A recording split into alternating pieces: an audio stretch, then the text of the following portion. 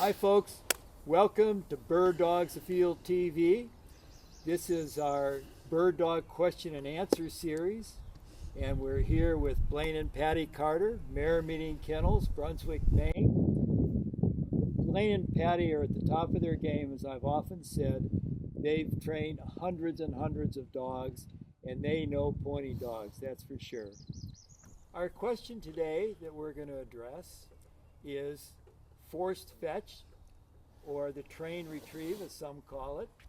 And is it useful? Should we do it? The forced fetch. Patti and Blaine, give me your thoughts.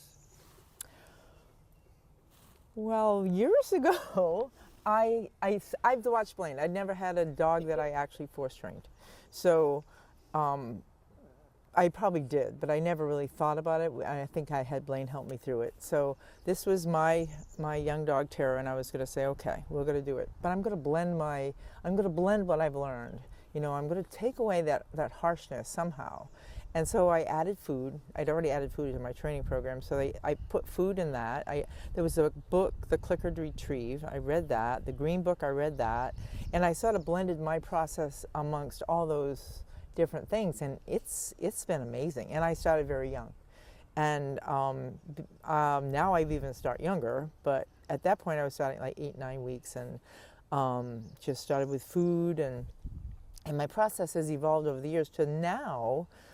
When the puppies are still in my litter, I'll hold them and I just sort of massage their mouths and their gums. Not inside, just outside.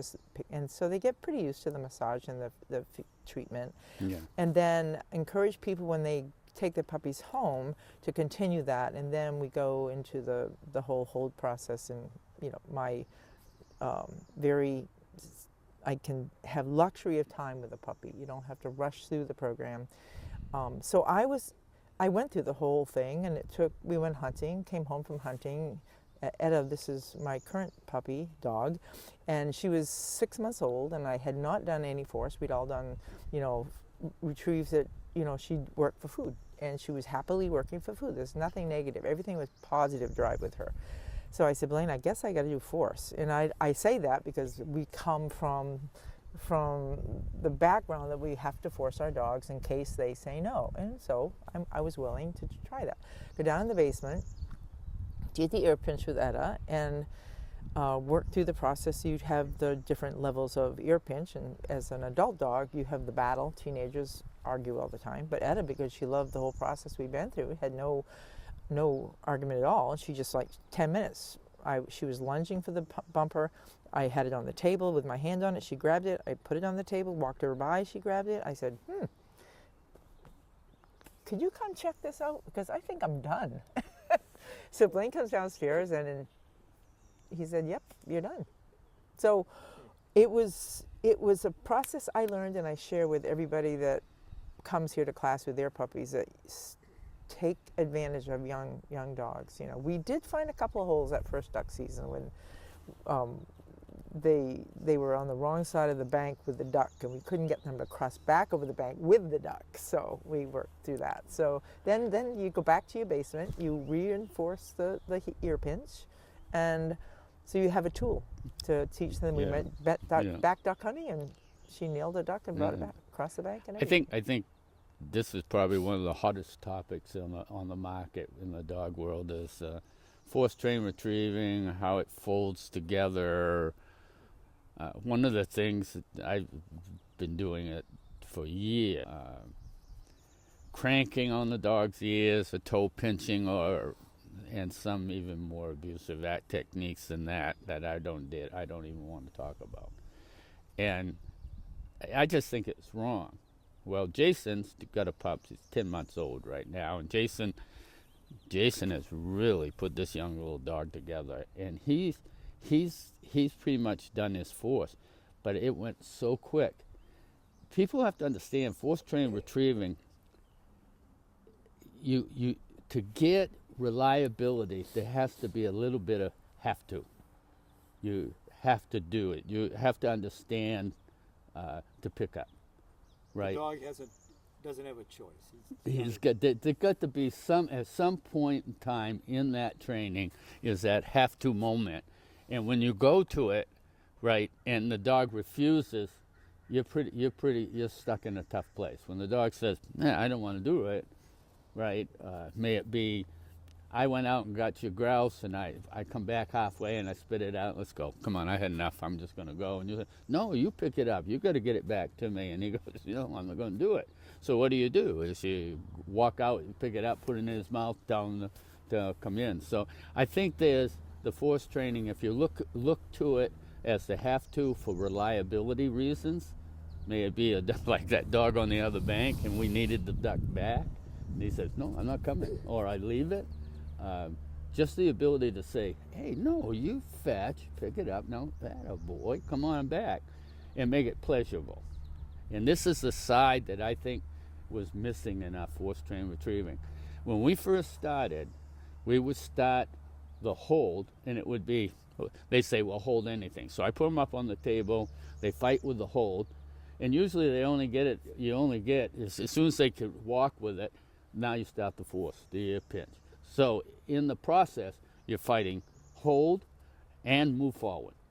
If you think about, you need to take it, and then you need to reach for it, then you need to go down and pick it up, and then you add game into it. And if you want to overlay the collar, then you overlay the collar. And they're how old? They're teenagers. Yeah, And we were fighting it at 13, 16 months of age, and it was taking months to get through it, right? Where in this process, you build the desire for them to retrieve the out. Patty's process. In her process, and both of theirs, and they do a hell of a job at this. You teach them to want to go out, and you teach them wanting to get back and where to come back to, because it's done. The recall is done out of retrieving process. But when you say come, they understand that now. It's all already in place for you. And then when they pick it up, you go, "Good dog." I am. And then they start bringing it back, right? So now I got them going out and coming back, and where they're coming back, and it's fun, right? So when I do my force pickup and they says, "Oh, I don't want to," as soon as you put that come command in, that's putting pleasure back into it. That's building. Because when you put a lot of heat on a dog, you can go good dog until the cows come home. That's not really good dog. They don't relieve by it. They're worried about if your hand is it near the collar, is it near the ear. They don't recover as fast. So we go to mock retrieves out in the field to rebuild them again, and then they develop that reliability. Where in the process that Patty's just talked to you about, it's already in place. So when we go to the recovery point, then they just start doing it. They're out and back, and because they've already been introduced to game. They already had game in their mouth. They haven't had to pick up anything. Well, they pick it up, you pick it up, put it in their mouth. So now when we go to you have to go pit, the have to period, you're only fighting one thing. He wants to do it to begin with. Yeah. It's wonderful. Yeah. And to watch, Etta's puppy, Jason Savvy, go through the process, with a professional trainer like Jason, who understands the program we use here, and she just was wonderful. She loves to work. She's, I don't even think probably at 8 months, I don't even think he'd done the ear force yet. Well, he has to pick up. He's just working on her positive, and it's just she loves to work. And the bond. Oh my God, have they put a bond on that? The two of them are, and in people that do it correctly, and they do like Patty. These dogs want to work for you. Yeah. They don't get depressed. Good, wonderful. Well, that's great. That was a great session, a great description of that. I really appreciate it. As always, thank you for being on Bird Dogs Afield. Thank you, Paul. All right. Best place in the world.